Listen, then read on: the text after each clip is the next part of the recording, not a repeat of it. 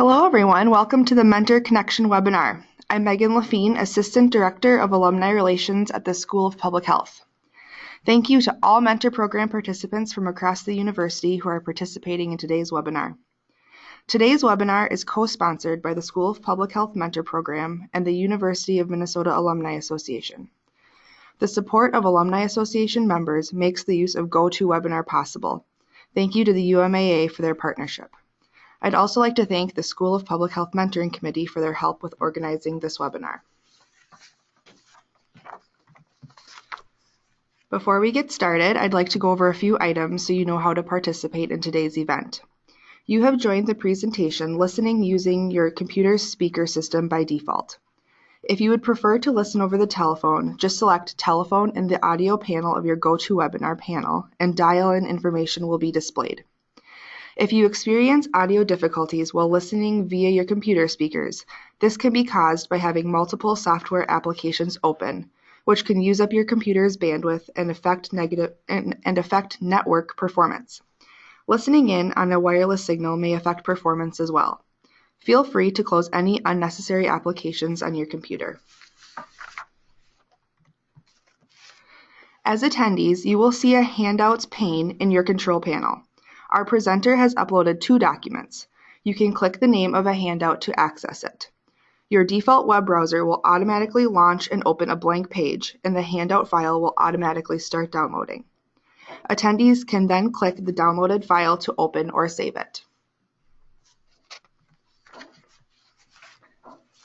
Questions are welcome, and you may submit them at any time. Please type in your questions in the questions pane on your GoToWebinar control panel.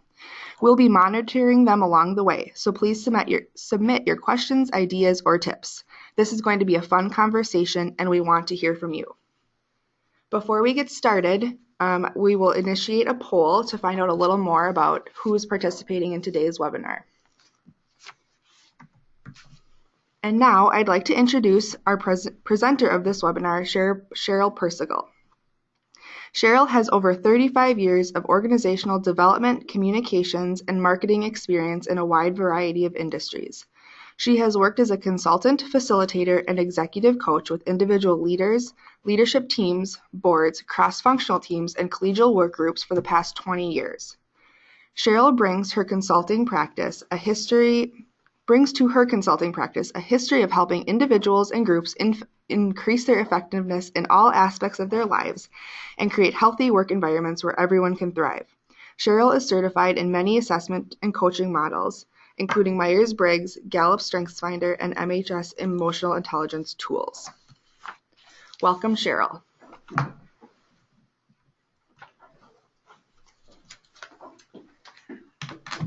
Hello, everyone. It's great to be here. Good morning, good afternoon, depending on what time zone you're in. I'm glad you're here with us. A couple of disclaimers before we go into the content. First of all, putting this conversation into less than an hour is a little like stuffing a marshmallow into a piggy bank. So please bear with me as we try to navigate the difficult and complex territory of difficult conversations. I hope that you'll find something useful here. I do want to mention that this entire presentation, in addition to being recorded and available as a link, which you'll get after the webinar, you'll also get a PDF of my PowerPoint. So anything that you see on the PowerPoint that's helpful, you don't need to scramble to write it down because you will be able to access that after the session. Okay, so before we start, we need to give credit where credit's due. This is just a little glimpse into my personal library and some of the tools that have been helpful to me over the past many years. As Megan mentioned, I am certified in crucial conversations. I'm also certified in emotional intelligence and neuroscience coaching. You'll see the influence of that in some of the things we talk about today. And I would highly recommend any of these books and authors and bodies of work for your own development, and certainly many more concrete tools inside of each of these books that can be helpful to you. The School of Life, I should ad is not a real book. That's just the rest of the story in terms of where my information comes from and how I've been fortunate to learn a few things along the way. So I'm sure you can appreciate that. I actually have 2 teenage girls, so I am a student of the School of Life every single day. As you can imagine. Heads up before we get into more of the content, we are actually going to try something here. At the end of the session today, I would love to talk with a couple of you about the difficult conversations that are going on in your life. So if you're feeling brave or just spunky and would like to come online in audio and just share a little bit about your situation, we can maybe do some coaching in real time. I won't ask you to use names. In fact, I prefer that you not. And you don't need to disclose any details that would breach confidentiality.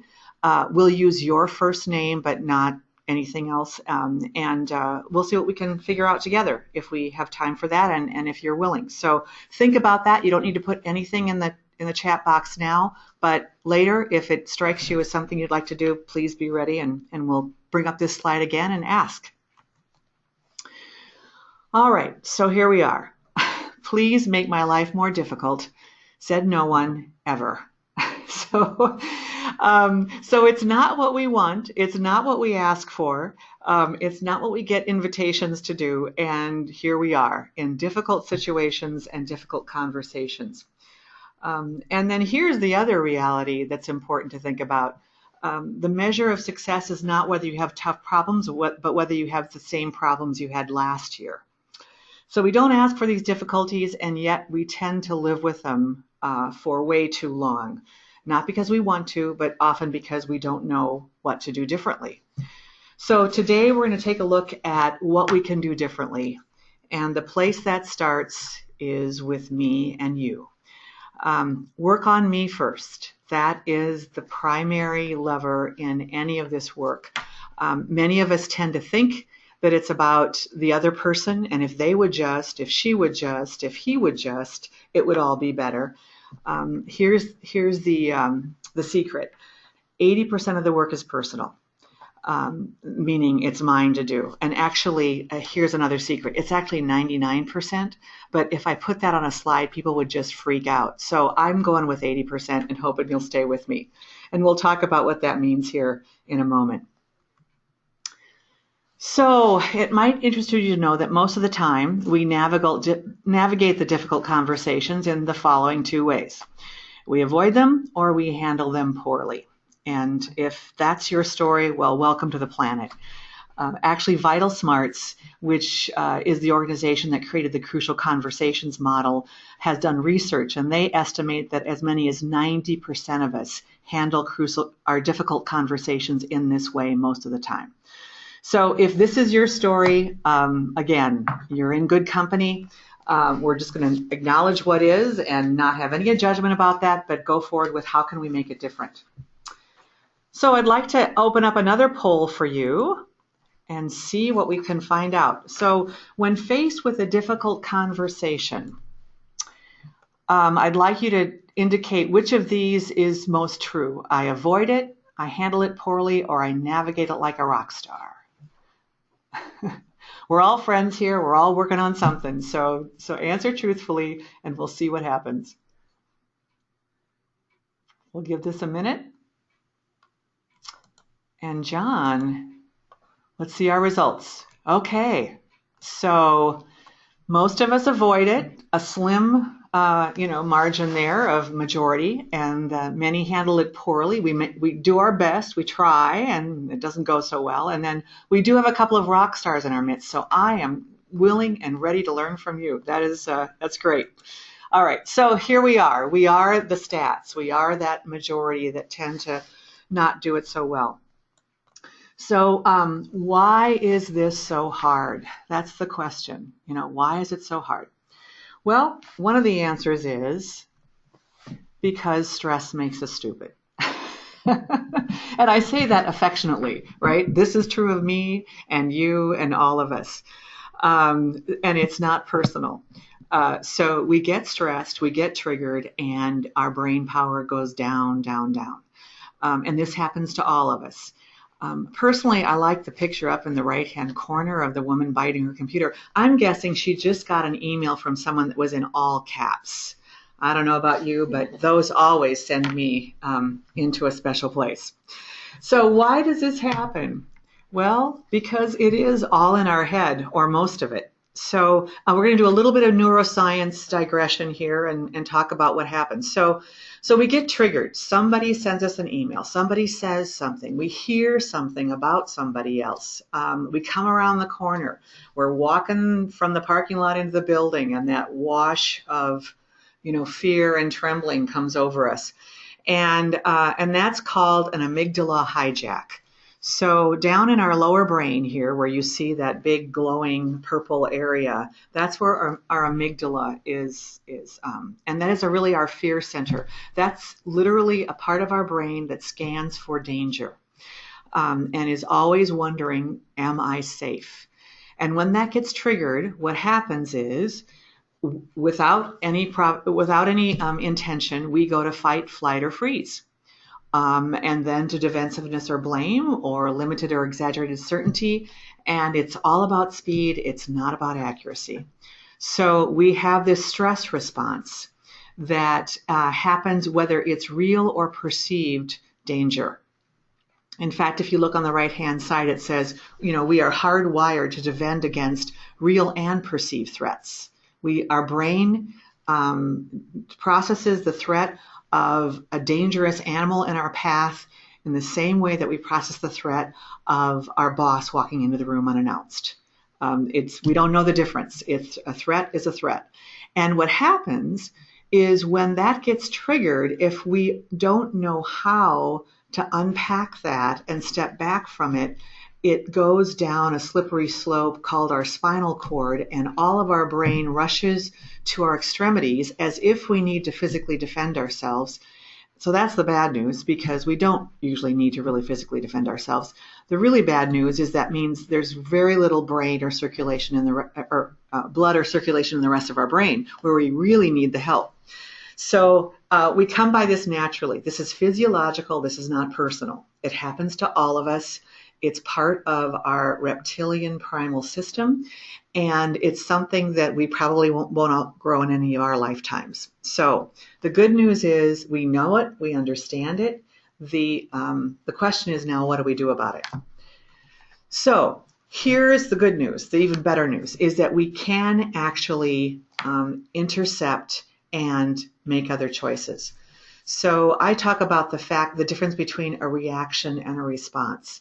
So we can't always control our reactions, right?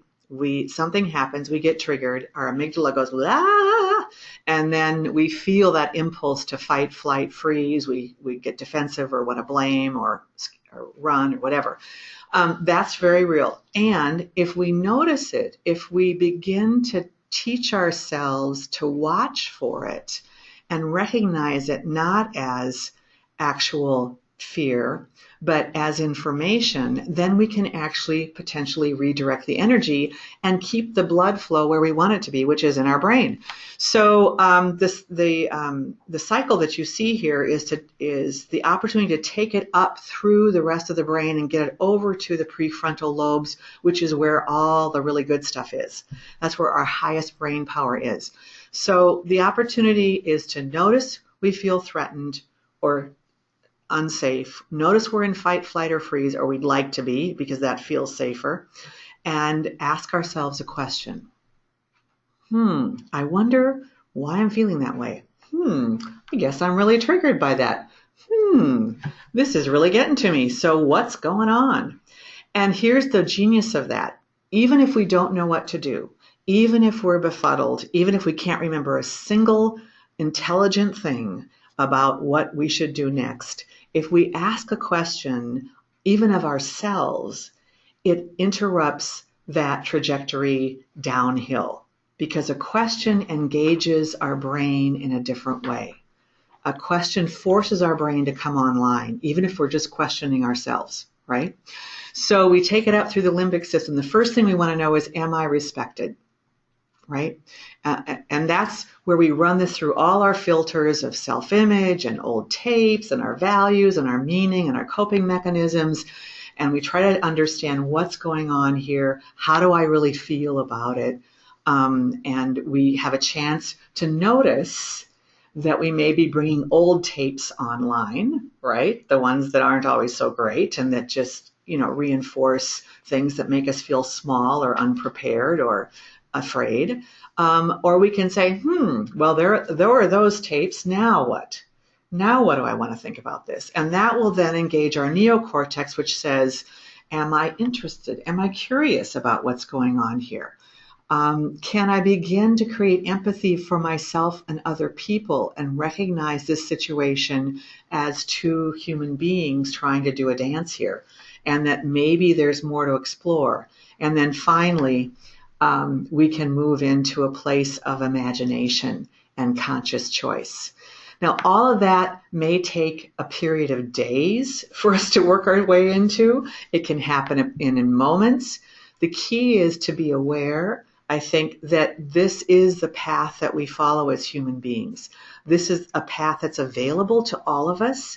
This is not about IQ or education or degrees or years of experience. This is the human condition. And so if we can first accept and acknowledge that, yes, it's human to go to flight, fight, or freeze. It's human to freak out. It's human to panic. It's human to get mad. And give ourselves permission to also go to these other human places and tap into the fullness of our power. We're not defined by that stress reaction. It's information that can help us. And as it says in the bottom lower corner there of this slide, we have the capacity to interrupt the conditioned response, that fight, flight, or freeze, from our lower brain and engage our higher brain in considering a different response. All right, so pull number 2. Now, so we've got the neurocontext. Let's think about how this plays out and how this affects us every day. So think of a difficult conversation. Just think of one that's particularly challenging for you. And I'm not holding it or not holding it well. It impacts me how often? Click on your response. How often, honestly? No judgment. We're all in this together.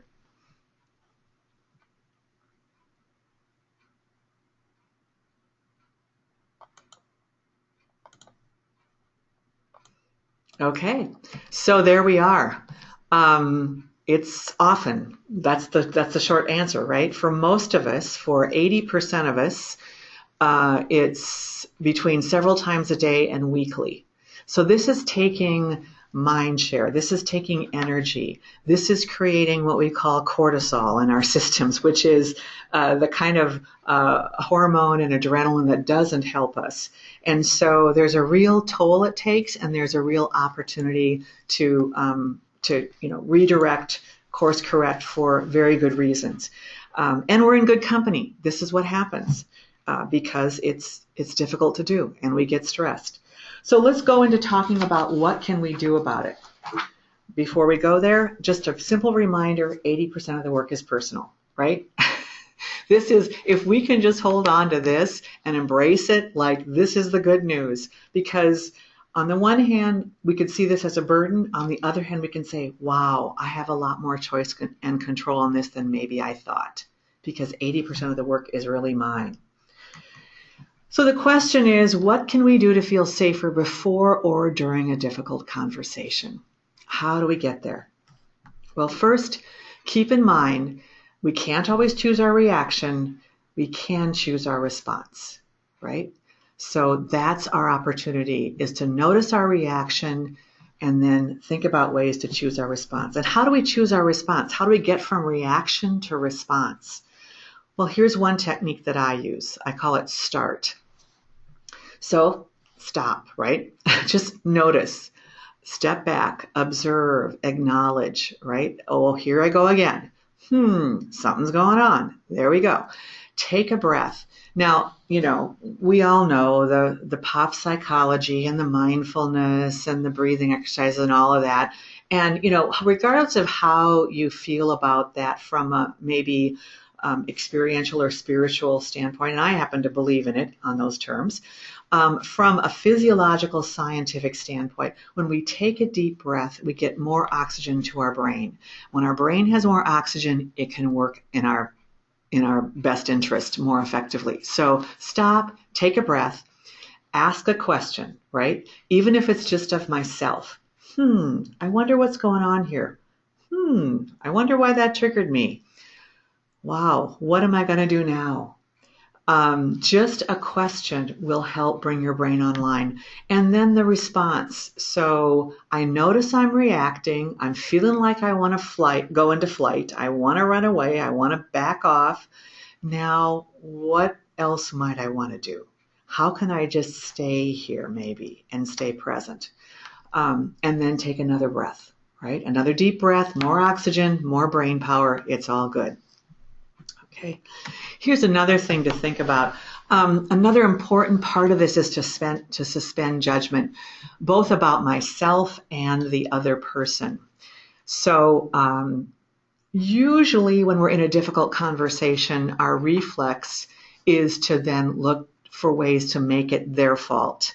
It's about him, it's about her, it's about what they did or didn't do. And we have to also be very careful and thoughtful about noticing what messages we're sending to ourselves. What am I doing to myself here? How am I beating myself up or putting myself in a box that's constraining and that's not allowing me the room I need to think, right? So it's a cognitive hazard. Judgment rarely serves us. I talk about the difference between judgment and discernment. So judgment is when we are exerting a negative or constraining sort of opinion against ourselves or other people. Discernment is when we're seeking to understand the best way forward, or the best view, or the deeper understanding of the situation or the person. So just remember, judgment is a cognitive hazard. Notice when it happens and let it go. And here's something from Daniel Siegel, one of my mentors, at least academically. The simple act of noticing when we're stressed and suspending judgment about it alters our brain chemistry and creates more capacity for bringing our emotions into balance, right? Just noticing when we're stressed and suspending judgment actually increases our capacity. It's not just an opinion. It's not a spiritual practice. It is science. It's physiology. It's what happens in our brain chemistry. So here's another way to think about that whole judgment thing. This is based on the work of the Arbinger Institute, and this is about thinking about how we see others impacts what we do. A simple model, this comes out of Leadership and Self-Deception, one of the books that I had in my initial slides. So here's what happens, especially when we're stressed or not at our best, not in an expansive mode, not in a curious mode. We tend to go down two pathways. One is we go inward, which means that we see people as an object. We see the other person as an object. We compartmentalize and categorize their behavior and their being in a way that that reduces them to either a vehicle, an obstacle, or irrelevant in my life, in this moment, in this situation, right? So you're either a means to an end, I'll deal with you because it'll help me get what I need. You're in the way, you're an obstacle, or you're not relevant and I don't need you. And right now it's just annoying to have to deal with you, right? Why should that be my problem? So the problem with that is when we see people as objects, they can feel that. Believe it or not, even if we don't say it. And frankly, it's often in our messaging as well. But even if we don't say it, people can feel it. And that then puts them that triggers them, which then turns them into that space of fight, flight, or freeze. And guess what? They see an object back, meaning me, us. And then we go into this dance of doom, which gets us nowhere. And that's where we often get stuck in these difficult conversations. We don't even realize it. This is all so human. We don't realize this. But, we do this because we're hardwired to, scan for threat and danger and risk. And when we sense or perceive or maybe conjecture that there may be threat or risk or danger, then we go to that place of trying to make self feel safer. And believe it or not, even though it's it's not logical, we think that making someone into an object gives us more control and therefore we're safer. Actually, what it does is it just aggravates the situation and perpetuates more danger and risk and lower brain behavior between two people. So our opportunity is to notice when that happens and go outward to see the person as a whole person. And how we do that is through curiosity, empathy, and appreciation. So what if, instead of my saying, he is such a jerk, I am so tired of him treating me like that, this is the last time I'm going to put up with him saying that my ideas aren't any good and we don't need to spend any more time on them. And that's really helping, as you can tell. For me, what if I said, wow, he called me, he told me that my ideas don't even matter. I wonder what is going on for him. I wonder why. Is it something that I said? Is he has some assumptions about this that I don't understand? Is he having a bad day? Maybe his boss is putting pressure on him. But just to kind of realize that this is a human being who probably didn't set out to ruin your day, but I'm treating him like he did. So my job is not to change him. My job is to change me and create a different space for me to show up differently. All right? So here's a question from somebody. What do we do when someone sees us as an object and we're trying to be curious and empathic? Okay, great question. Is there a little bit more? We're trying to open up the question here to see more. So let me get to the whole question. That's it. Okay, and empathetic. All right.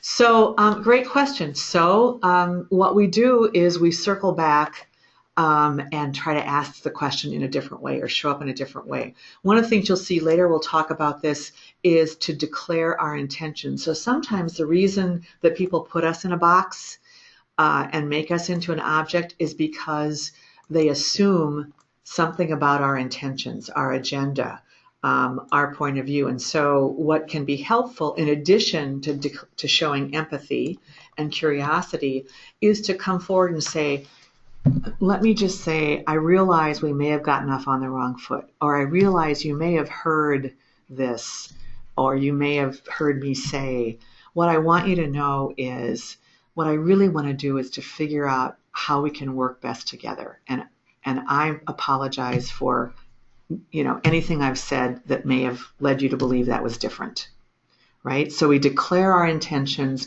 our highest intentions, and we'll talk more about that in a little bit. Thanks for that question. All right, so another way of thinking about why this is important when we're working with other people and thinking about how we relate to the other. So Maslow's hierarchy of needs. I really think everything about human relationship can be explained through Maslow's hierarchy of needs. So, when in doubt, go to the pyramid. But here's how I use this, and here's how I understand it. So many of you have seen this probably before, maybe not recently. But as you probably have heard or know, the pyramid starts with the basic core needs, the physiological needs, basically survival, right? What do we need to survive? And most of us on this call and in life in general in this country and in the circles that we move in, frankly, don't live a lot in that first tier of worrying about surviving. Now, much of the planet does, but those aren't the problems most of us need to solve every day. Where we move and have our space is in these tiers above it. And that safety and security space is about not just physical safety, but it's emotional and psychological safety, health, employment, all kinds of things that make us feel more or less safe. And the core question that we ask at that level is, am I safe? Right? Am I safe? If I feel safe, then I can go on to the next question, which is, do I belong? Where do I fit? in the system I'm in, at work, at home, on the street, in the grocery store, on this webinar, whatever system we're moving in, we're wondering unconsciously, do I belong? And the extent to which that we don't really know the answer to that or question whether we belong is the extent to which we can't move up into the higher levels of activity and meeting needs of ourselves and others. So this sense of belonging is really important. And individuals often get stuck or stalled here because they don't experience this sense of belonging. What happens in difficult conversations is this is the first area of relationship that starts to feel threatened typically, is that we realize the difference exists, and that difference starts to encumber or encroach on our sense of feeling connected to the other person. And therefore, we don't feel like we belong. I don't belong in this relationship. I don't belong in this system. I don't belong in this conversation. I don't belong in this. I don't have a right to this space, right? Because we're at odds. And at some level, we start to question that. And so we either start to pull back because that throws us off balance, or we start to push in to prove that we do deserve a place to belong. We do deserve space in this relationship.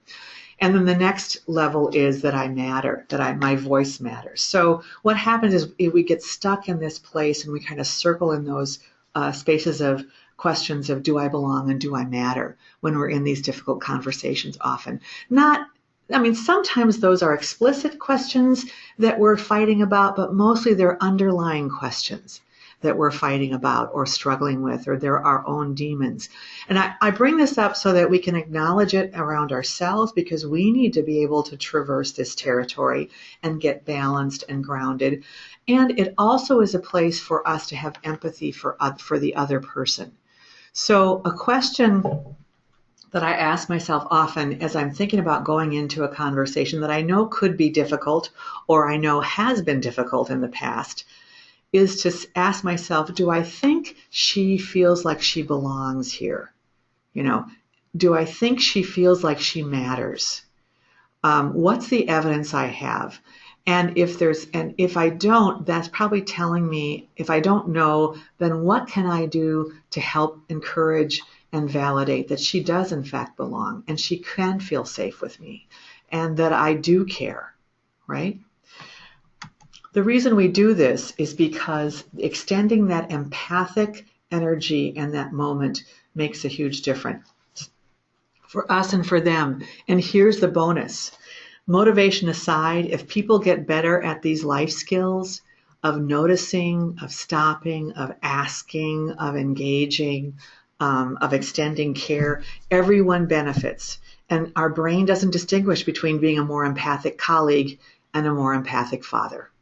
Right? So whenever we build this muscle and this capacity, it works better for us everywhere, and everyone in our life benefits. And did I mention 80% of the work is personal, right? Okay. So just a little reminder, just want to make sure we don't forget, right? And again, that's the good news. It's because we have so much more in our control than we think. This is not about changing the other person as much as it's about changing me from the inside out, and then learning some of the skills. So let's go through some of that together. I do have 6 principles. Again, this is like stuffing a marshmallow in a piggy bank. So please excuse the fact if this seems oversimplified. There is much more data and good information on this in any of those books that were in the first few slides, and I encourage you to go for that. Let's go back to the question about do you have any general tips for helping people feel like they belong? Let's go to that when we get to number 2. Thanks for the question, and I will go there. All right. So work on me first. That's the first thing, and that's number 1, and that's in red, and that's bigger than all the others, right? So what do we do to work on me first? In addition to what I've already said, I think one of the first most powerful things we can do in a concrete way is to step back from the emotion, step back from the drama, step back from the triggers, and ask myself, what do I really want here? Right? And so if your answer is to be right, to win, to get my way, to prove something, then I would say, okay, let's ask the question again. Right? That's the little me. What do I really want? But what do I really want in this relationship? And one of the handouts, we're not going to work it right now. You have it as a Word document. You can keep it. You can print 100 copies of it. You can work it on your computer. You can use it any way you want. But to just tease apart this simple question in a few different ways. So what do I really want for myself in this situation? And then what do I not want?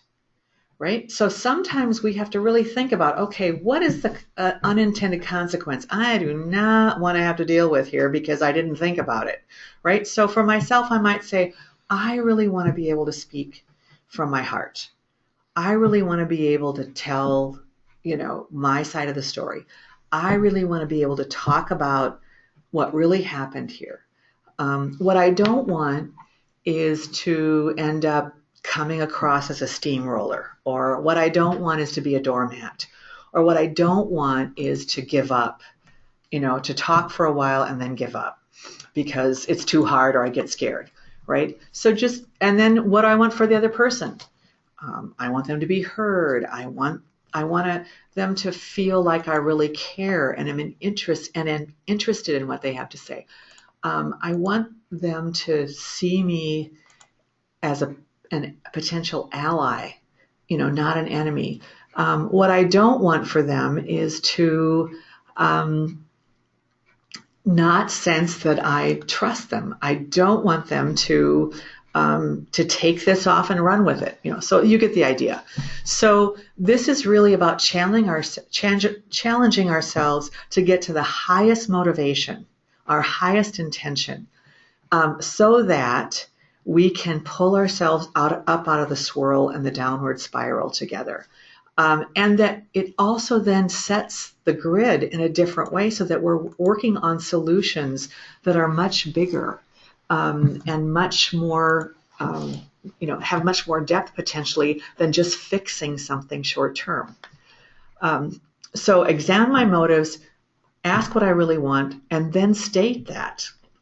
To say, start by saying, I'm really glad we had a chance to talk today. What I really want to say, I know it's been difficult and this hasn't gone so well before, or I know you may feel upset or concerned about the fact that I asked for this meeting. I do want to talk to you about X. And what I want you to know first is that my primary goal is for us to figure out how to do this together. Right? I'm much less interested in arguing about the details, and I do want to hear us to be able to talk about both sides of the story, and I really want us to figure out how to do this together, right? Or I really want you to know how much I care and respect your work. Or what matters most to me is that we come up with a solution that saves money. And if we can just keep that central, I think, I can't imagine this is going to be a really creative, cool process, right? And then the last thing is, if there's history here where you may have misstepped or put your foot in it, or you think you might have, then apologize and say, I also want to apologize that, the last time we talked about this, I didn't handle it so well, and I'm really sorry, right? An apology is, if there's any pixie dust or golden key in difficult conversations, it's an apology, a heartfelt apology, not a, yeah, sorry about that, whatever. We don't want to do that, right? We want a real apology. Don't apologize just to do it. I mean, don't do it to just take up airspace. But if you feel like it's warranted and it could make a difference, then I would suggest that you do it. Okay. So now the belonging question. Here we go. So now show genuine interest and care. See a person, not an object, right? Remember, this is a person. They didn't wake up to ruin my day. This is not, a three-headed monster. This is just my boss, and she has just as many things to juggle every day, if not more. And she's having a hard day maybe, or she's in her fight, flight, or freeze, and she didn't go to this webinar, and she doesn't know about that, right? So remember to see a person and then acknowledge or ask about what's most important to her or him. So this is a way of helping people feel like they belong in the conversation, they belong in the relationship, they belong in the system that you're in. So what matters to you? What's important to you? We need to talk about X. So name the subject. Don't beat around the bushes. But then, what matters to you? I really want to hear your side of the story. Or I know we talked about this 3 days ago, but I'm not sure I was listening very well. So, would you tell me again? And just by asking for what they have to say and saying, I care about it, I really want to know, I'm interested, that signals that they belong now with you here. You are connected, which means they belong. And that's a powerful way to do it. And you can even say something like, this relationship is important to me. Our working relationship is important to me. Our marriage is important to me. Our friendship is important to me, whatever it is. And that certainly signals belonging because you're naming the connection in a very real way. So we pause here for a public service announcement, which is to keep calm and ask questions. When in doubt, just ask a question. If you can't think of anything else, what do you think? How do you feel? What's your point of view, right? So questions are a powerful thing to take us out of our lower brain and to help other people come out of there with us.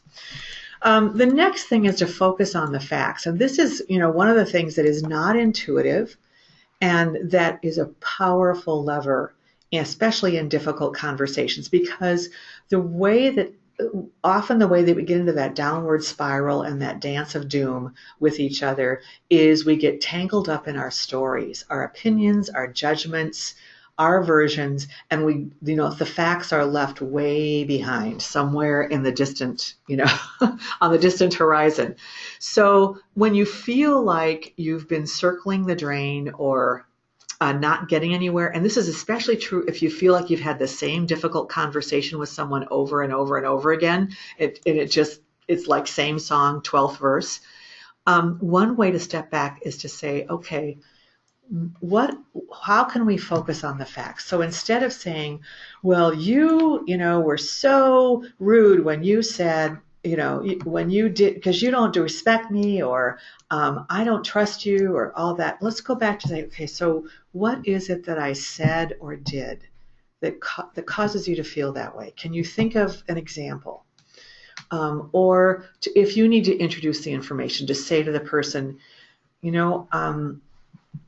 I don't know that I know your motives in this, but what concerns me is that 3 times in the last week, I've asked you to, communicate with me about this, and I haven't heard from you, and I learned after the fact that you took a step that I wasn't aware of, right?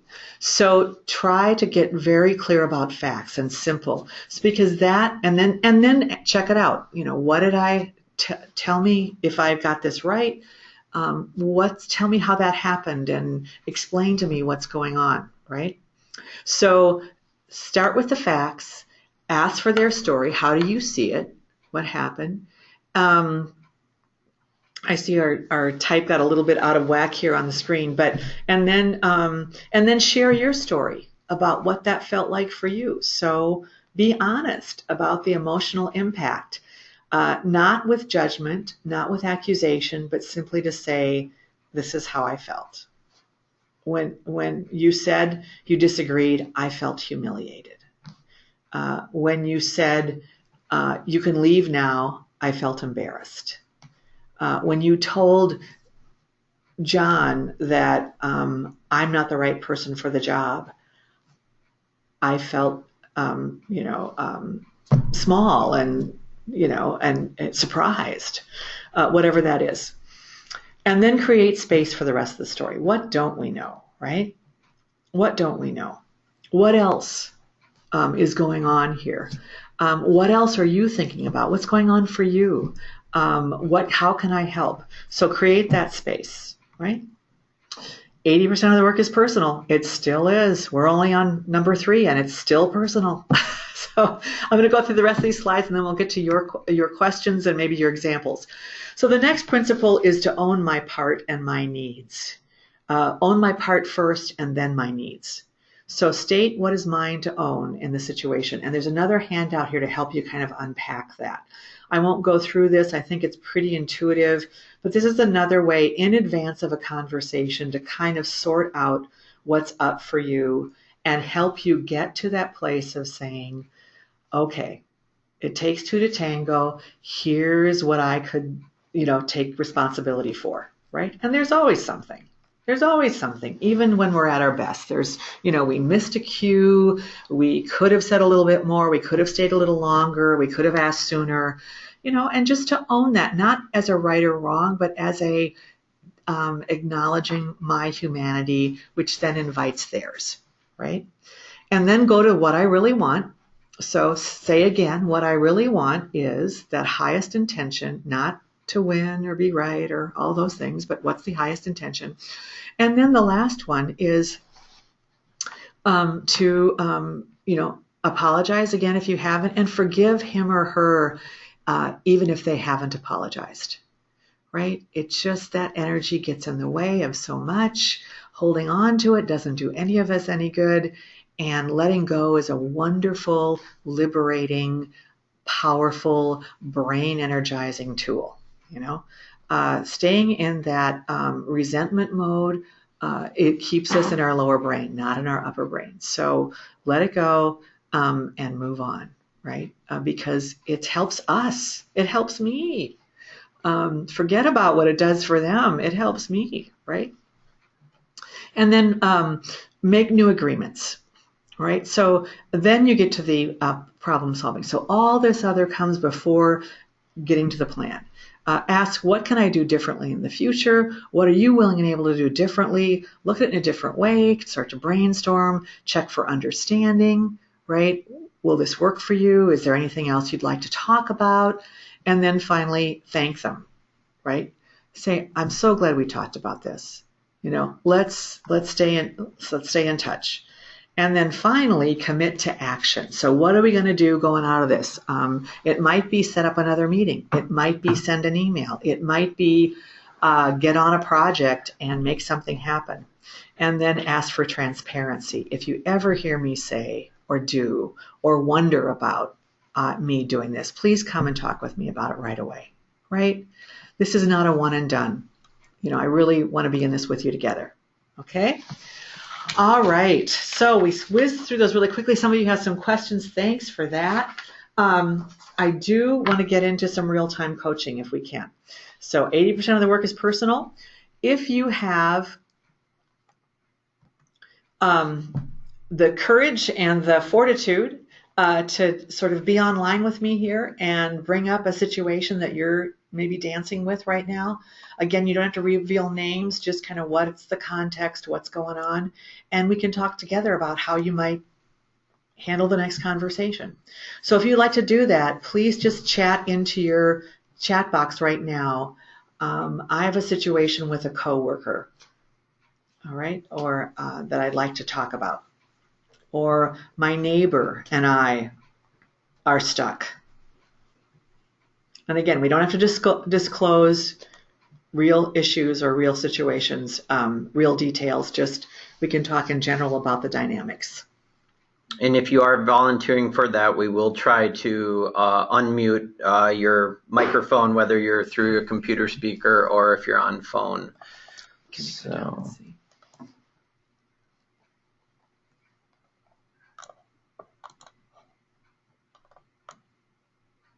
All right, I think we will try Ellen, so just hold on.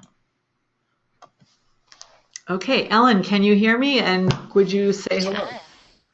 Hello everyone. Great, great. Thanks for having me. You're welcome. So you did intend to volunteer. I did, Oh, good, yes. good, good. All right. So tell me about your situation. Sure. So in a situation where you perhaps are not even a manager of a colleague, but they are indeed your colleague, you are equals, but you need them to perform a certain task in order for you to perform your job to the best of your abilities. And you've had several conversations about how to do this job or their part of your job correctly, and it's just not happening. You've tried to explain it several times, but you're still seeing errors. It's as though they're not correctly reading your emails or your directions or not fully understanding. And after several conversations, where might you take that in terms of having, it seems like a difficult conversation at that point, even more difficult perhaps than the conversations you've had prior to that. Do you have any tips or tricks for that type of situation? Okay. Um, Great example. Thanks for that, Ellen. So tell me, how have they responded or participated in the conversations in the past? Do they say they've got it and they'll handle it and then it doesn't change, or do they make excuses? Or give me some examples. Sure, yeah.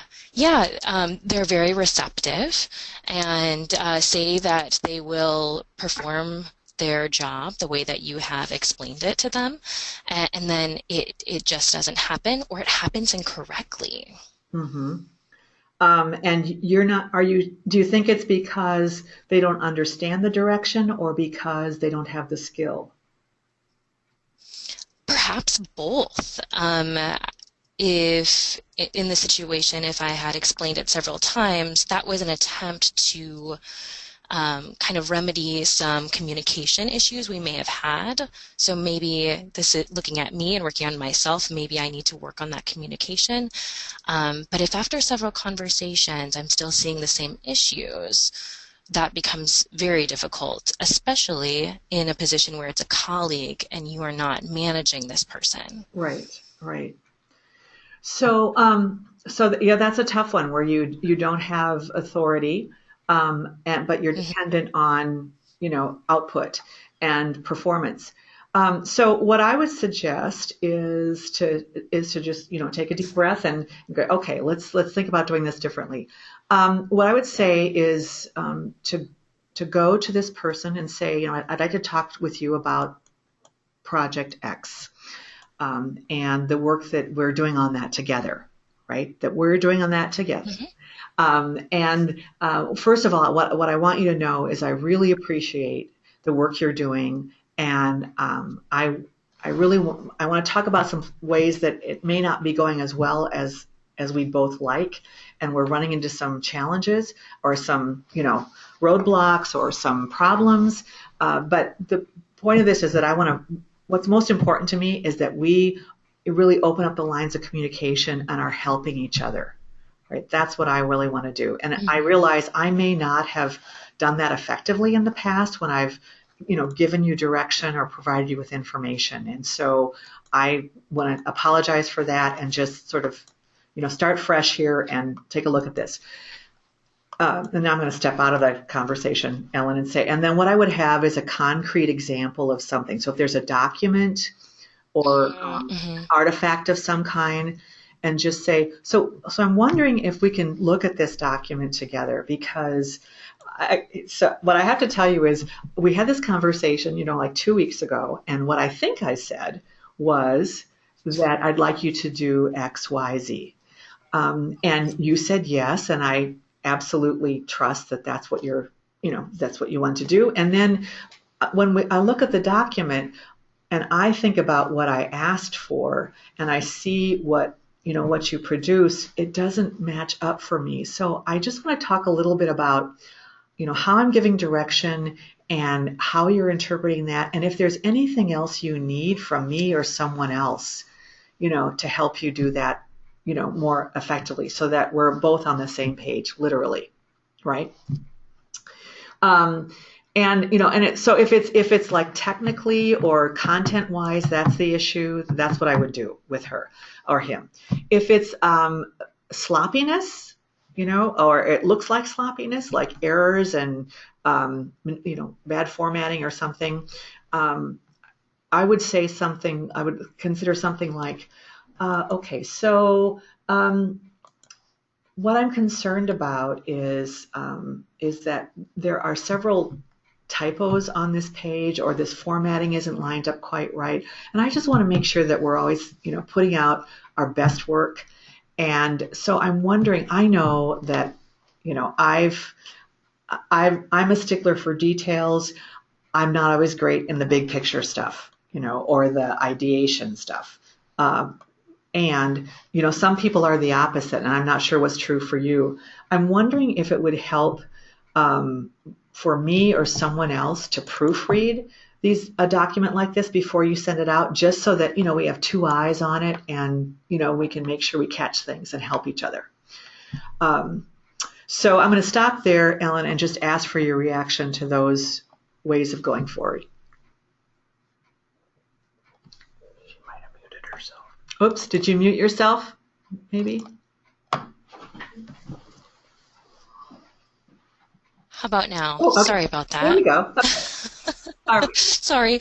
No, thank you so much for those, Cheryl. Those were really, really helpful. I think in both my situation, but in a situation like this in general, really, really great. Thank you for that language, especially. Oh, you're welcome. Yeah. And go back through the 6 principles, use the handouts, those kinds of things. And it really is, at the end of the day, about, seeing ourselves as a whole human being and the other person, and then really thinking about, what do we really want here, right? What's my space ground? And just, for short-term discomfort and getting there for lots of long-term gain, right? Yeah, so, you bet. Okay. Let's try one. Thank you so much. You're welcome. One other volunteer quickly. We have about 3 minutes. We can maybe do another one quickly. Anybody else? Okay, let's do Marie. Let's try Marie here. John, our faithful assistant, is trying to find you, Marie, and he's going to unmute you in a moment. Okay, you are unmuted. Marie, are you there? Hello, Marie. You might need to click yourself. Unmute. Okay, let's try Mara then. I'm sorry, Marie. We'll try someone else. Amara, are you there? I think you have to do like a pin if you're on the phone. So. All right. All right. Well, let me look at some of the other questions here quickly. Thank you, Ellen, for being the volunteer, and we're going to wrap up here in a moment. I'll just look at a couple of other questions maybe and try to address those. Let's see. Where is the greatest challenge is when instances pop up unexpectedly and there isn't time to do the planning. Oh, yes, that's right. Sometimes difficult conversations happen to us. We didn't see that one coming, right? It's like, I just thought we were going to have a cup of coffee. Or I just walked into this meeting and I was having a good day. Absolutely, that can happen. A couple things. All these same principles apply, especially the start. Stop, breathe, step back, notice your triggers, right? And it's totally okay. This is the other thing when we start scrambling that we don't always have the frame of reference and the presence of mind to do. We start scrambling and we think we have to now solve it right now because it just showed up. Here's the wonderful plan B, which is to say, oh, wow, I'm really glad you brought this up, or I can see you're really upset. I do want to talk about this. This is important. Could we plan to get together later today? Or, tomorrow I could have more time. Right now, there's people around, or we've got to go into this meeting and there really isn't time, or I've got to get to my next meeting, or I've got something due, I've got a deadline coming. Could we plan to talk tomorrow at X? Or could you call me at Y? Or could we maybe have lunch and get away from the office on Tuesday? and do this then, because it is really important, and I really appreciate your bringing it up, and I can tell you're really upset. I'm sorry for that. I do want to, make sure we do this, right? So in the moment, stop yourself, do the start, think through, use the, see me as a person, see the person in front of you, try to get out of the box and think about, what do I really want here? What do I really want? What do I really want? What I really want is to not blow up this relationship. What I really want is to make sure she understands that I respect her. What I really want is to understand what's going on. And if you've got the presence of mind and the energy and the time, then move from there. If you don't, ask for a pass and reschedule, right? And be concrete about that, so that they know you're not just deflecting and trying to get out from under it, but you actually make a commitment. Okay, so where it's 1 o'clock, thank you everyone. Again,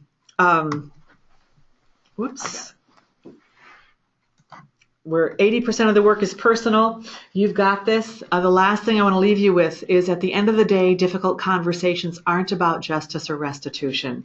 So don't go into them looking for that. They're about reconciliation.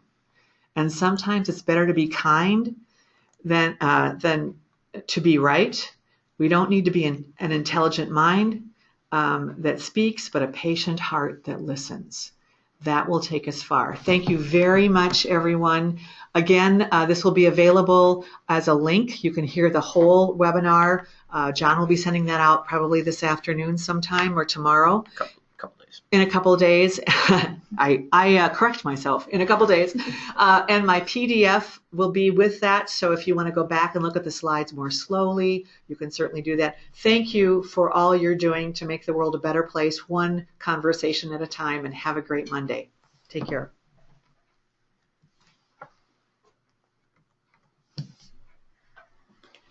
All right, thank you everyone for participating. For all the mentors on the webinar, please save the date for Thursday, April 6th for the annual Mentor Appreciation Dinner at McNamara Alumni Center.